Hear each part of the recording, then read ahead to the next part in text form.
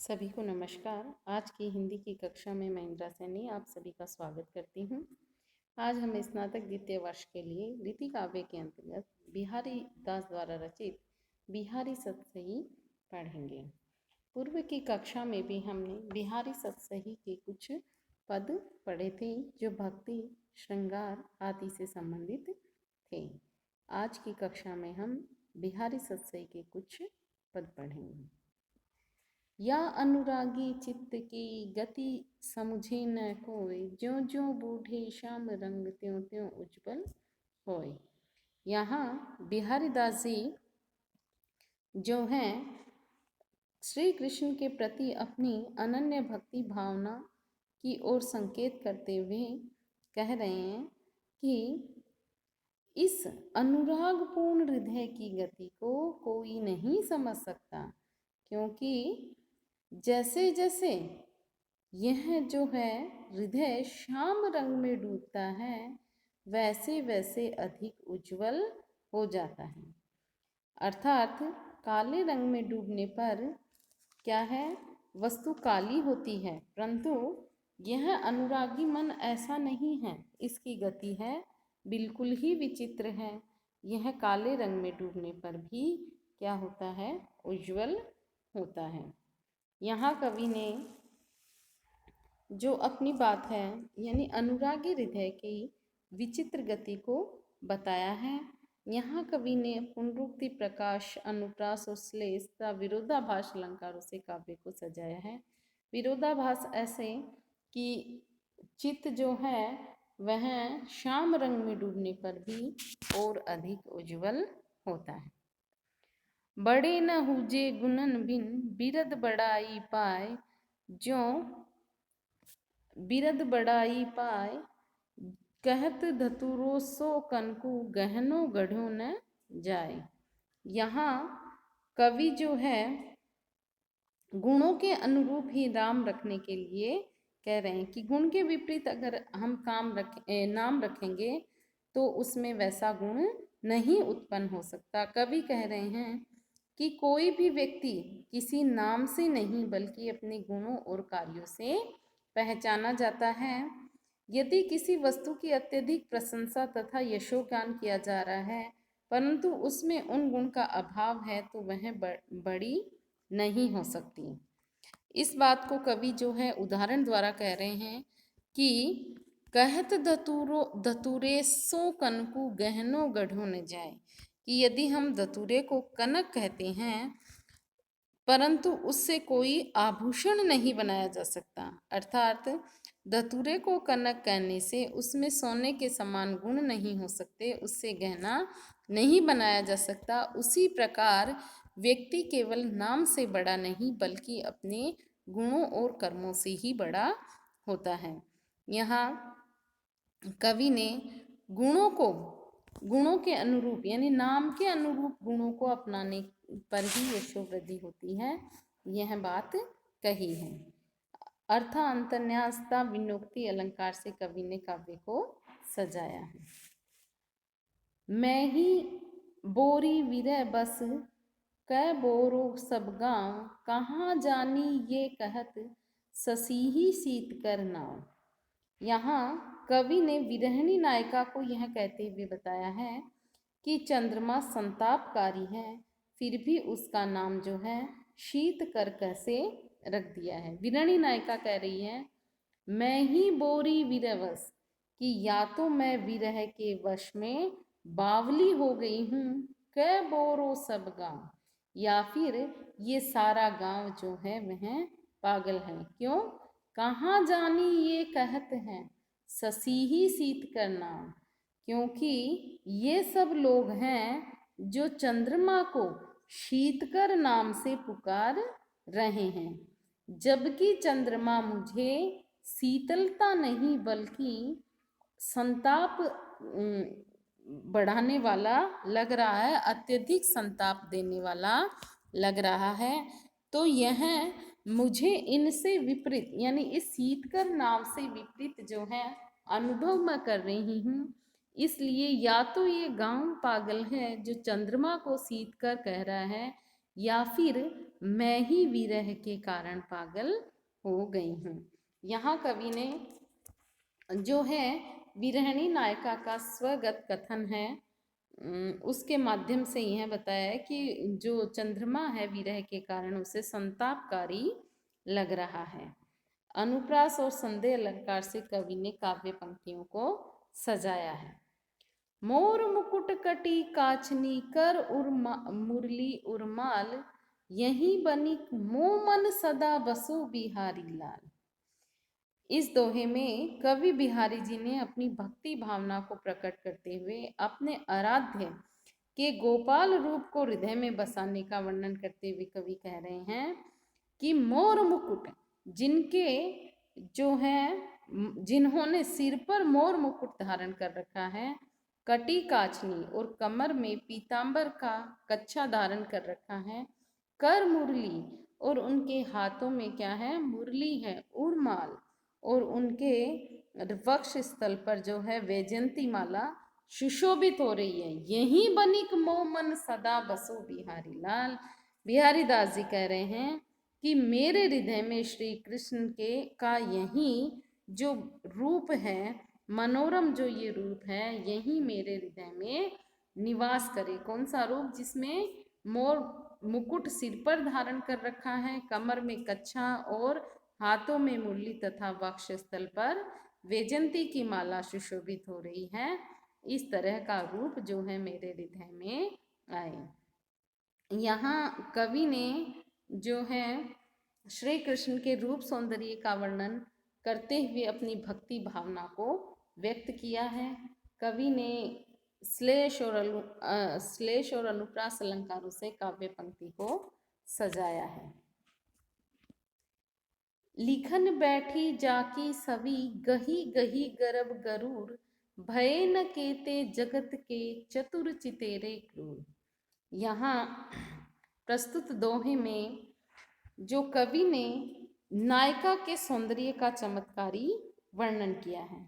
कैसे? नायिका की सखी नायक से नायिका के अनुपम सौंदर्य के विषय में कहती है कि लिखन बैठी जाकी सभी, गही गही गरब गुरु, कि उनकी छवि, किनकी? नायिका की छवि लिखने के लिए जो भी आए, कौन? भय न केते जगत के चतुर चितेरे क्रूर।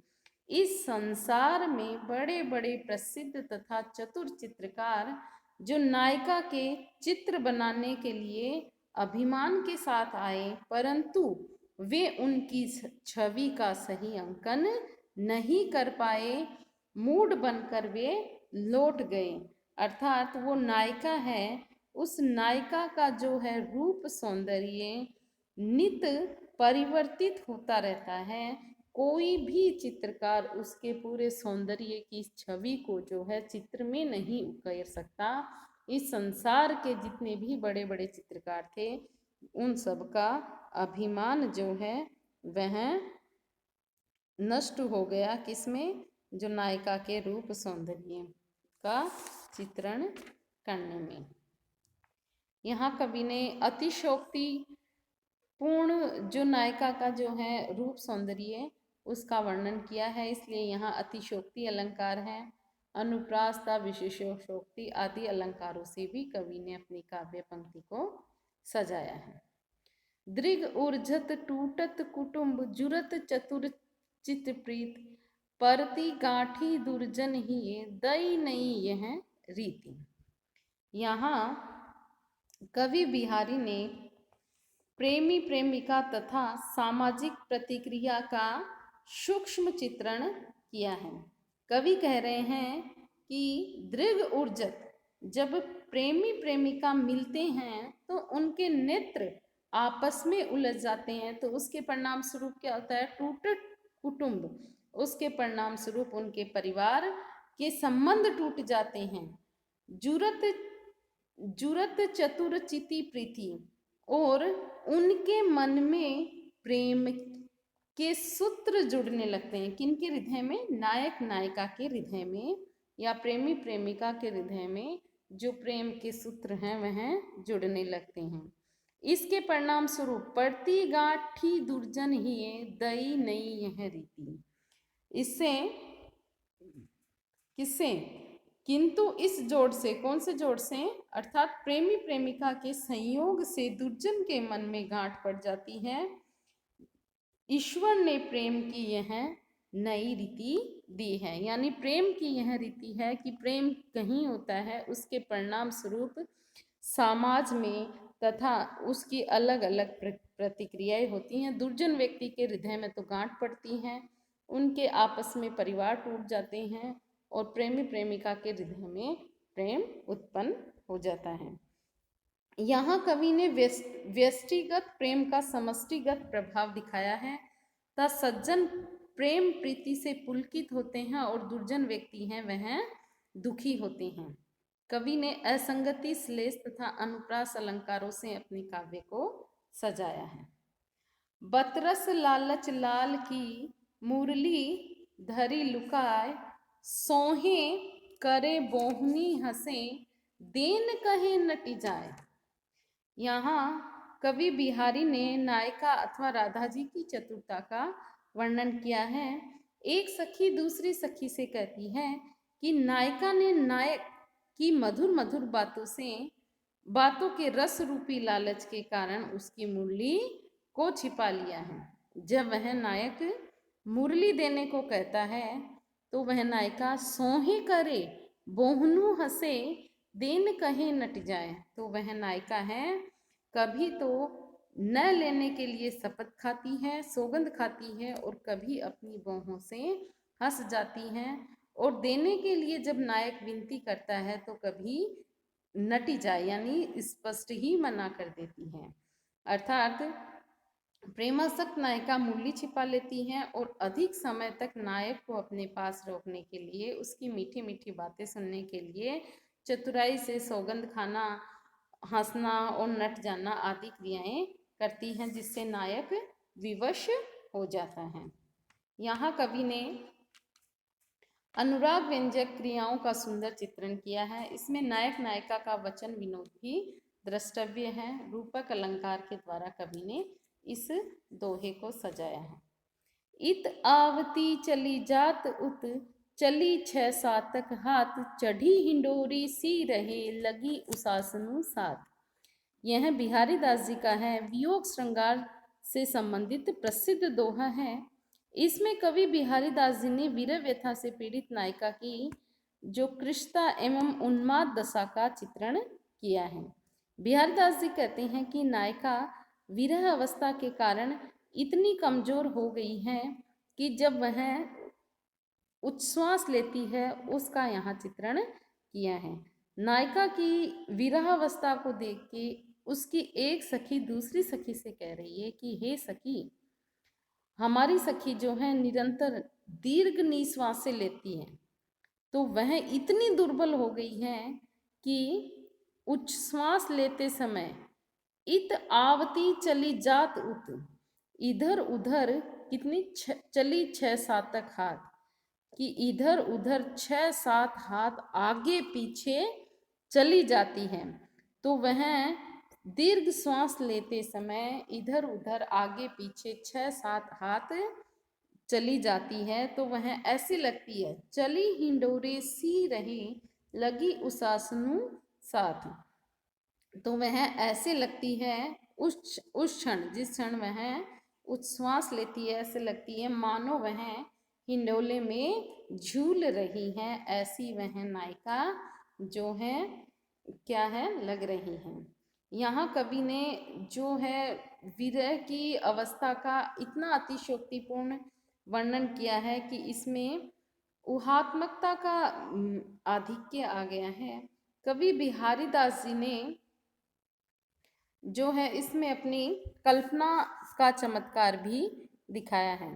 कवि बिहारी दास जी के जो वियोग वर्णन है वह मजाक की हद तक भी इन्होंने चित्रित किए हैं। यह मतलब अतिशयोक्तिपूर्ण इनके वियोग श्रृंगार चित्रण ज़्यादा हैं। आज की कक्षा के लिए हम इतना ही पढ़ेंगे। इससे आगे का अंश हम अगली कक्षा में पढ़ेंगे। धन्यवाद।